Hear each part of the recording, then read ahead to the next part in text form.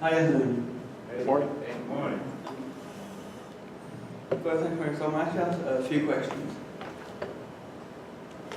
What do y'all think is the first video game console to use internet connection?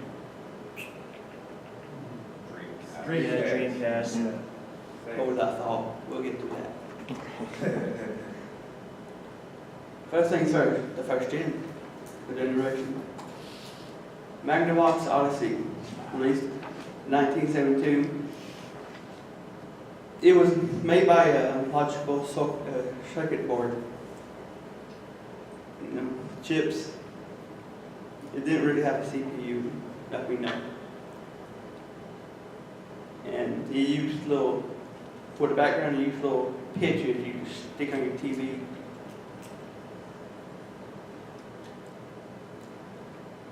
And to switch games, you had to use jumpers, like a computer. Now, the Magnavox Odyssey series.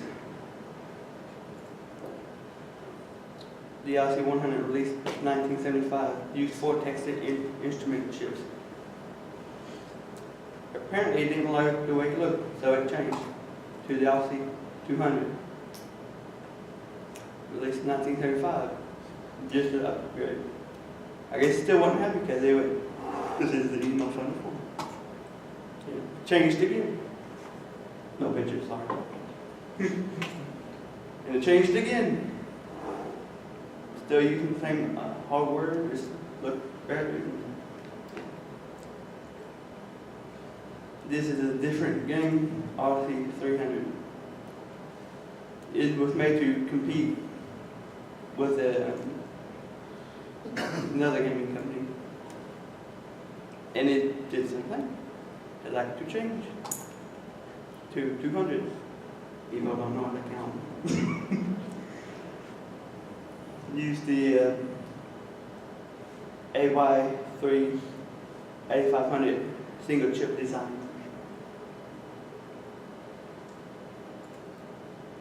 Same thing. Now the next one is different. Use AU386 single chip design. A little bit better upgrade. And played more games. Palm. Built-in media chip. Kind of the same design, a little bit different.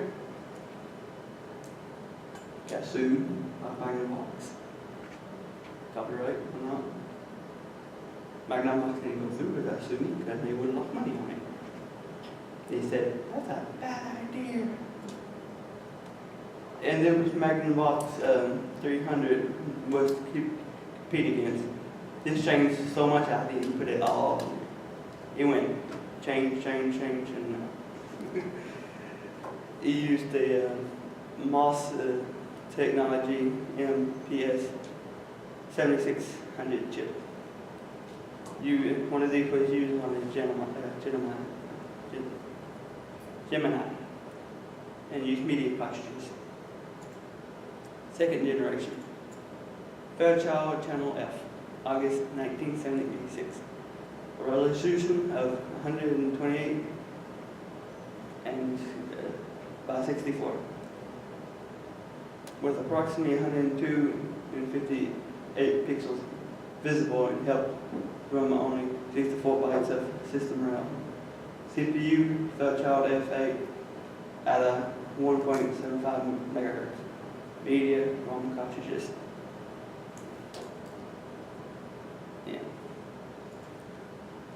Star 2600. Released September 11, 1977. CPU MOS 6507 at 1.19 megahertz. ROM cartridges for the MIDI and cassette tape for storing games. Online services. Subscribers could use a modem to store games on the cartridges from online download games. Sorry, but English wrong. Magnavox IT. Use Intel. Intel only in business It's Intel chip CPU 8048-bit.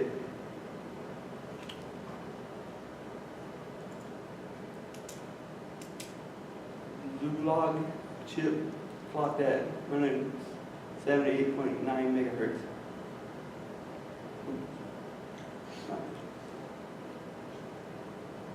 And television. This offered online services through cable. The other one was through the telephone wires. This one is actually through the internet. Basically, saying you could download games through third parties. And you used the one below the gaming system, the add-on for it. And it's the first one to be able to make human voices and robot voices on a gaming system. We had sound now.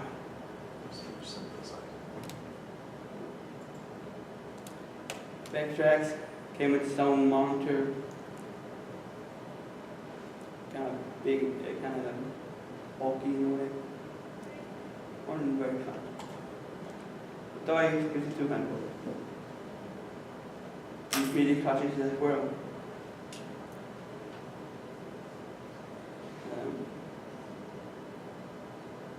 It had color improvement.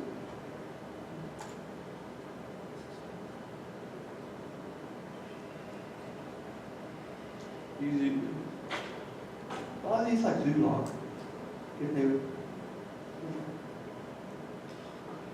Storage 8 to 32 kilobytes of memories.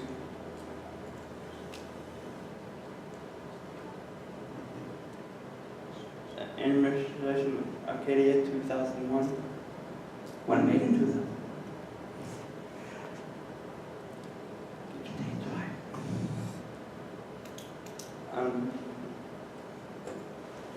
Third edition, the 8-bit era.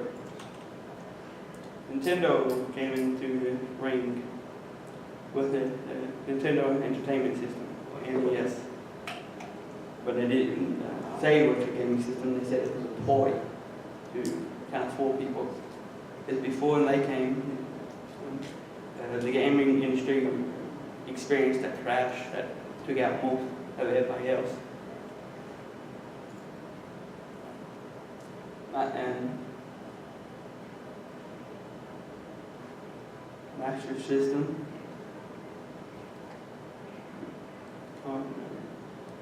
Resolution at 256 times 1. You could adjust your resolution.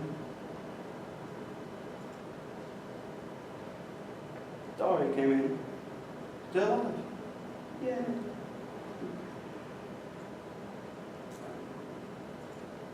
Fortunately, 16-bit era.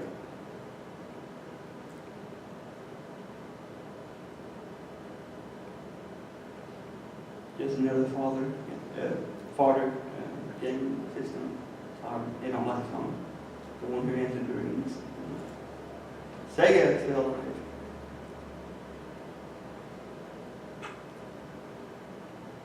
Motorola CPU. And Zilog. Zilog is still around. And we get 2 CPUs now. Multi CPU and gaming systems. That's a big improvement.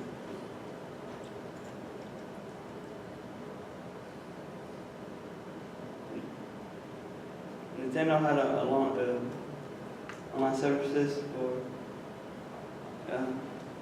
for their Super NES, but it's only in Japan. For some reason, gaming systems get rid of their online services. I guess because it costs too much at the time.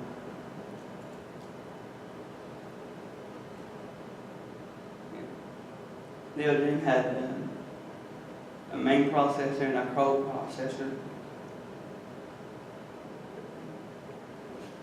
It had the Toshiba or the Hachi on it for the main one, and a Zilog Z80 for the secondary. Pro. And we have handheld games now. This outplayed the first generation by a lot. As a big achievement. Now we can play games anywhere. There'd be a lot of batteries. Released July 31st, 1989. Used the Sharp LR 35902 core at 4.19 megahertz. Atari tried to beat Nintendo at this, but was adding online services to handheld games.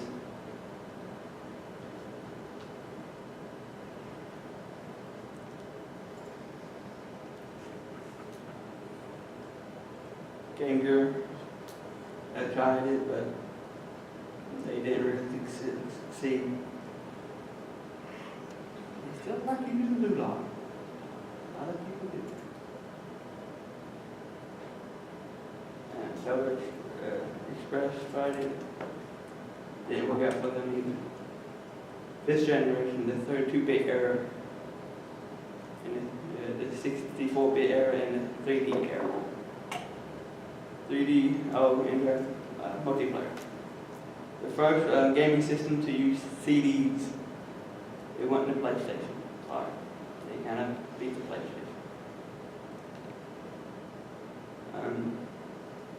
Had 3 megabits of RAM. 2 of them were DR RAM, and 1 was VR RAM. These progressive and interlaced. 1 was kind of active, 1 was passive, kind of visual. Atari Jaguar used 3 CPUs, 1 named Tom, 1 named Jerry. Sounds kind of familiar.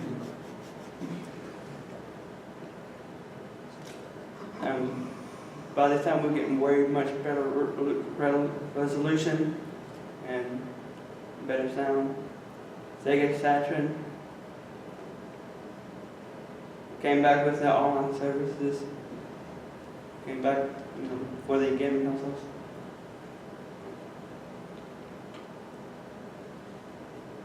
And used a Hitachi CPU.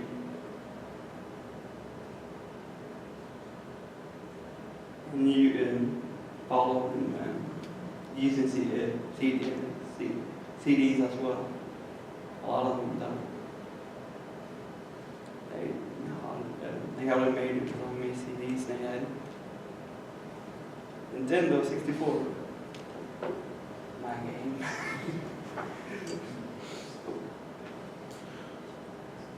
Use a lot of, still use the cartridges. Nintendo didn't want to change. They brought online as well by third party.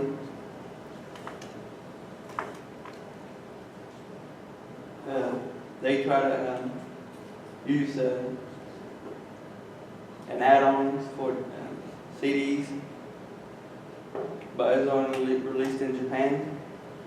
I feel like they really did it in the United States would have done it much better. Probably people like Nintendo, but they don't listen at all. PlayStation, everyone remembers. It came in ring.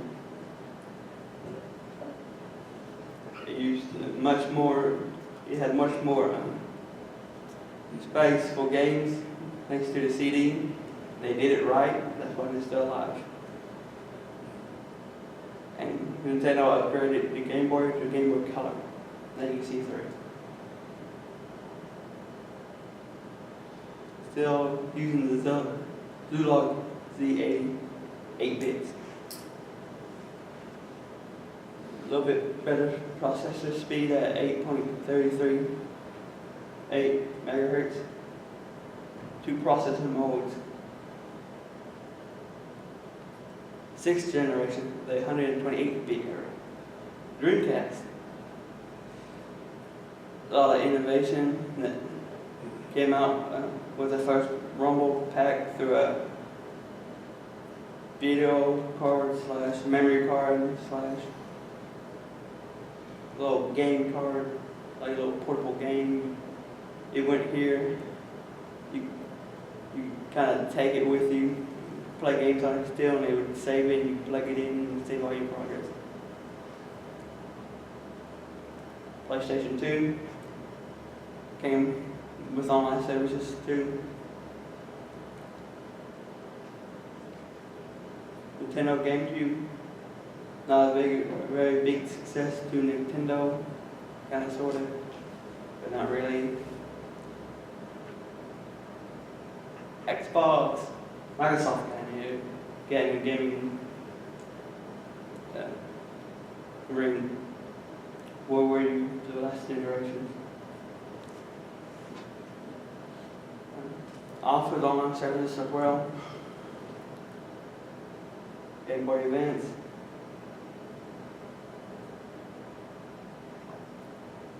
Game Boy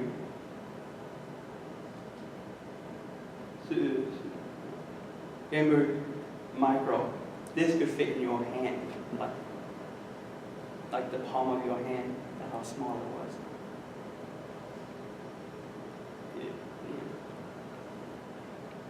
Seventh generation. Xbox 360. We had a frame buffer. Had 3 CPUs, 5-core. Had 3.2 gigahertz. Gigahertz now. Online services. We couldn't make up. Nintendo couldn't make up their mind for the online services for the Wii. So, Nintendo upgraded the DS. PlayStation came out with a portable to combat Nintendo on the handheld PlayStation. They fought Microsoft with the game consoles, basically, at them, and then they attacked Nintendo at handhelds. They kind of fought two battles. The 8th generation, the Wii U, used CPU 1.24 gigahertz tri-core, codenamed Espresso. Drink. The resolution had 1080p to 1080pi. Now, PlayStation, a little bit more than 1080p. You could play movies, not games, at 4K. I had a little diagram here. VCD, DVD, then here's 720p, 1080p, and here's 4K, which knocks out 2K, which is 1080p. It's a lot bigger improvement. Xbox did as well. Use a Jaguar CPU, octa-core. Use 8 cores. Use AMD processor. PlayStation upgraded the PSP to Vita. Nintendo's upgraded their 3DS. And there's a new type of console that came out in 2013. It's called microphone consoles. You could download games basically, just save it. You get all your gaming from online, basically like a phone. And this thing is 2 by 3 by 2. Small. You could toss it if you wanted to. Play catch. And I have a video for you.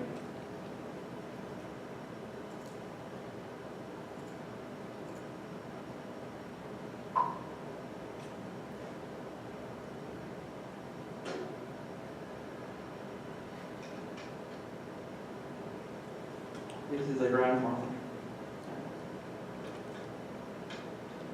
This was before the first generation.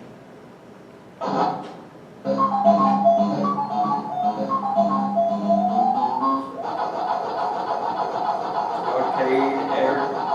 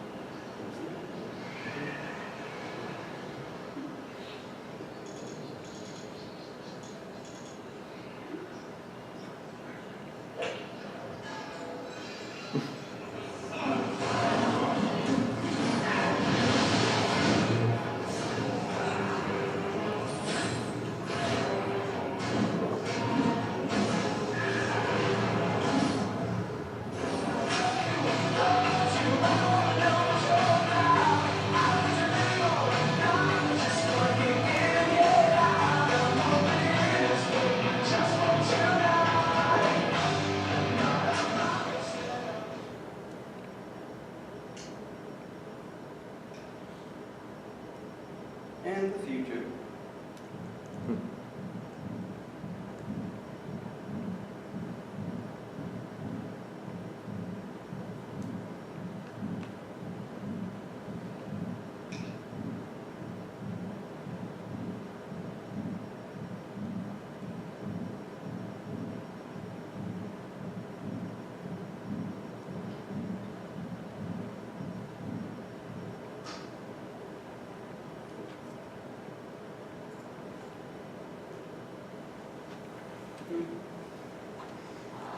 And that's all she wrote.